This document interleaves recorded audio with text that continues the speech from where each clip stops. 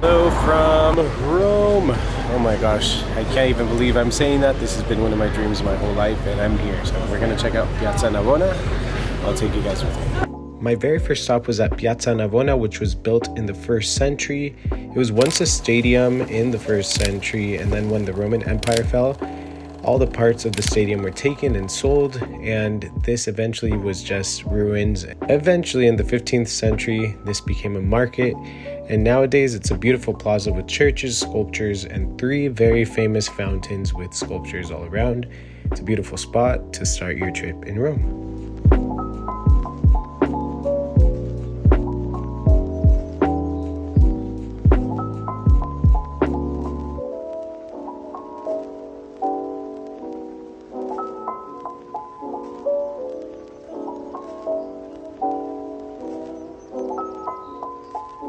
Alright, we went back to the apartment and refreshed a bit, and now we're heading out to Castel de San Angelo, all that area, Ponte, and we're gonna hopefully walk to the Vatican today, which is exciting because a whole new tiny country that we're gonna visit as well. So let's go together to Ponte.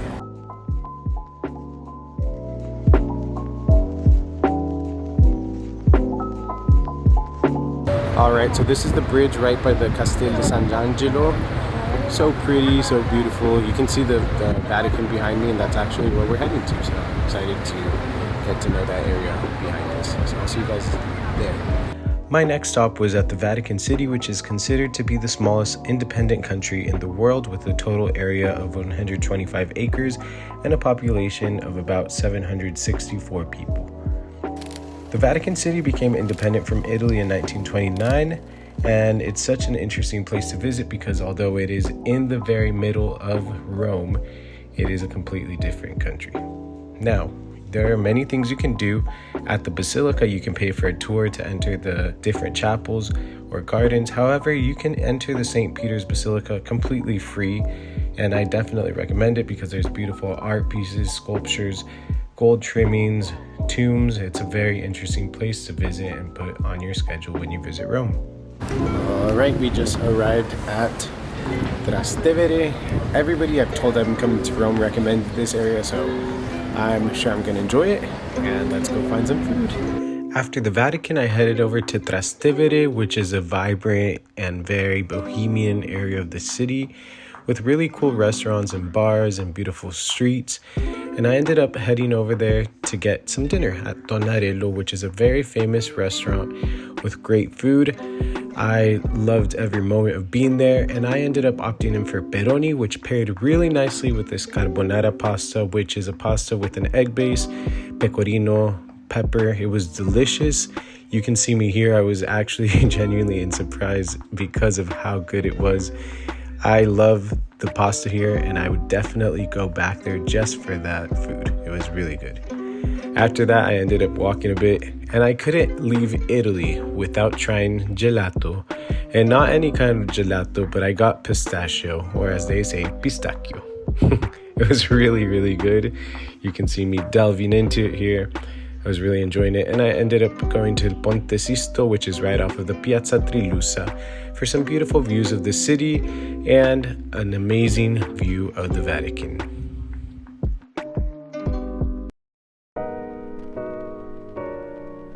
Buongiorno, it is day 2 in Rome, and we're gonna go find some breakfast at Caffè Nero. I'll see you guys there.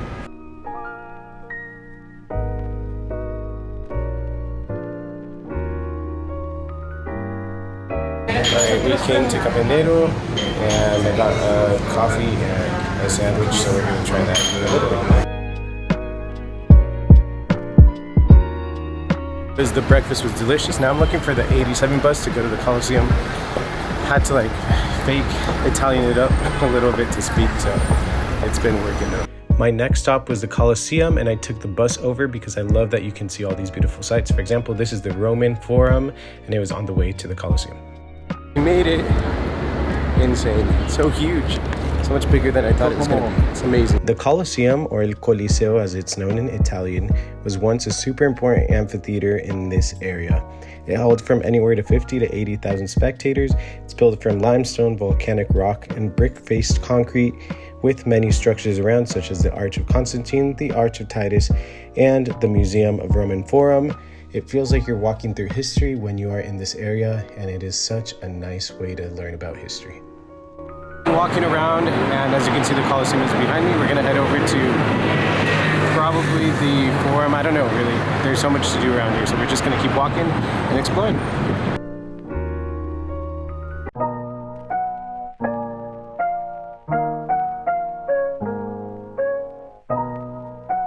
All right, this is how you drink water here.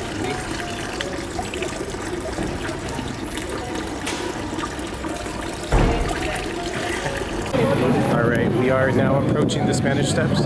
This area looks a lot like Lisbon. It's crazy, it transported me there. But let's check it out. A couple of meters.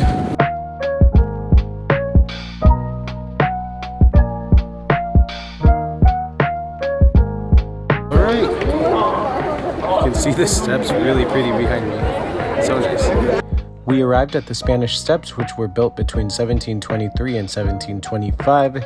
This area is also known as the Piazza di Spagna, and you can see a beautiful view of the Via del Condotti straight ahead, with many beautiful boutiques, cafes, and restaurants.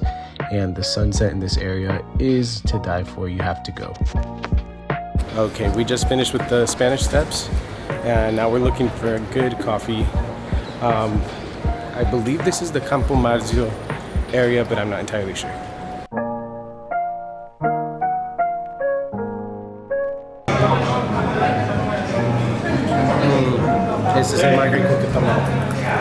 I ended off this night by going to see some of the most famous sites in Rome, including the Pantheon of Roma, which was built in 125 by Emperor Hadrian. This structure is one of my favorites, actually. I think probably my favorite because it's the most impressive one that I was able to see. And it's such a close walk away from the Fontana di Trevi, which is probably the most famous fountain in the world, with all these beautiful embellishments and lights, and something about it at nighttime just makes it even more magical. These two spots are so close, and they say if you grab a coin and throw it over your left shoulder that you're going to go back to Rome. So I really hope that's true because I love this place. Good morning. These were the views from my apartment, which was beautiful. It was a beautiful classic Roman style apartment with nice windows and streets around, and it was actually very close to the Piazza Navona and one of my favorite streets probably in all of Europe, which is the Via dei Coronati. There's a lot of cool shops, and look at these streets. It's just all such a good photo op, and it just feels like you're walking through some painting from the past. And I don't know, something about this area just really enlightened me. Then I went to Mami for some really good pizza to finish off the day, and then Liberasun was the coolest coffee shop ever. It's really grungy and artsy and cool and hip, and I actually had never heard of it. It's kind of hidden, but it's really cool, and the coffee was really good. I recommend going here. And to finalize my time in Rome, I had to go over to one of the most famous tiramisu spots, if not the most famous. It's two sizes. It was so good. I got the pistachio because that's my favorite flavor. Then I ended up walking around a little bit, and I had to find my way back over to luggage storage because my hotel had checkout at 10 a.m. and we didn't leave until 8 p.m. So that's a really good alternative if you're staying in Rome but you don't want to carry your luggage through all those streets. Leave it at a storage unit. This was Happy Luggage, and I recommend it. Then I took a taxi over to the Termini, and I was just enjoying the last few moments of this time in Rome. Then Trenitalia and my plane ride, and then I'm back in New York, and I hope you guys enjoyed, and I'll see you guys on my next trip very soon. Bye.